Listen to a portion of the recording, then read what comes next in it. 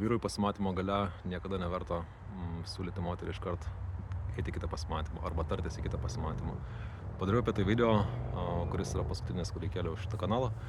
Ir ten pasipylė pasiutpolkė, ypatingai iš moterų, kur ten pradėjo damos rašyti, kad čia nesąmonė, čia mokai briedų.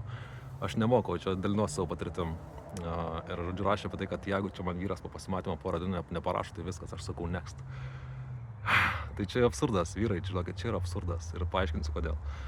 Dėl to, kad šitas dalykas, nerašyti moterį po iškart pasimatymo, net porą dienų ir nesitarti dar pirmojo pasimatymo gale į kitą pasimatymą, susitikimui, yra dėl to, kad pirmiausia patikrinti moters interesą. Ir čia labai svarbus pointas. Ir dabar įsivaizduokit, moteris dažnai šiaip kalba dalykus, bet respondina, kitaip sakant, reaguoja teigiamai į visiškai kitokius dalykus. Tai gali būti, sakys, man reikia vyro nuolatinio dėmesio ir panašiai.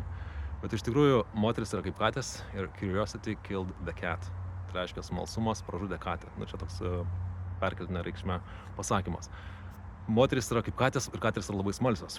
Ir duodami moteriai signalą, kad jinai mums patinka, pirmojo pasimatymo metu tarėmės dėl kito pasimatymo, čia yra žlugdymas. Tai dabar įsivaizduokit situaciją. Leonardo DiCaprio pakviečia merginą į pasimatymą. Praleidžia puikų deitą, daug žvengia, juokiasi, yra smagu ir taip toliau. Ir pasimatymo gale jis tiesiog sako, ačiū, viso gero. Praeina porą dienų ir jisai parašo tai merginai žinutę, tarkim, arba paskambina, sako, žiūrėk, Laura, kviečiu tave į kitą pasimatymą, tu už poros dienų. Ir jis sako, žinai, Leo, neįsiu aš tavim pasimatymą, man įdomu, tu man porą dienų neskiri dėmesio ir panašiai. Įsivaizduot, kiek absurdiškai tai skamba, nes iš esmės Leo moteriai patiktų, DiCaprio, ne? Jeigu jūs esate tas bičias, kuris moteriai patinka ir jūs ją sužavėjote per pirmą pasimatymą, jinai tikrai lauks iš jūsų skambučio ar žinutės 3 dienas, 5 dienas ir savaitę galvos, kodėl jis man neparašo, kodėl jis man neparašo. Visi parašo iš karto po pirmo pasimatymo, ten praeis porai valandų, o šitas neparašo. Tai čia jūs laimit. Dėl to, kad visų pirma jūs tampate nesimpu. Jūs nesimpinat, reiškia, jūs nerodot iškart dėmesio moteriai praėjus valandai, po susitikimo 2 valandom, jūs nerašot ir nesimpinat. Tai va, jinai apie jūs masto. Ir čia yra interesas iš jos pusės, gaunasi jai tampa smalsu, kodėl jis man nerašo, o visi kiti rašo. Tai jūs tampa to išskirtinio vyro. Antras dalykas yra ne ką mažiau svarbus. Antras dalykas. Praėjus porą dienų po pasimatymo, tu jai paskambini, arba parašai, labas Laura, susitinkam ten ir ten, veiksim kai ką smagaus, pakartosim pirmo pasimatymo smagumą. Apie pirmą pasimatymą beje padariau video savo profilį rasi.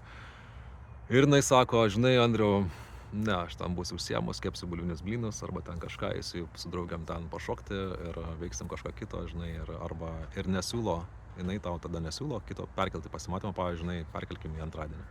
Jie tiesiog pasako ne, neįdomu, netiesiogiai pasako neįdomu.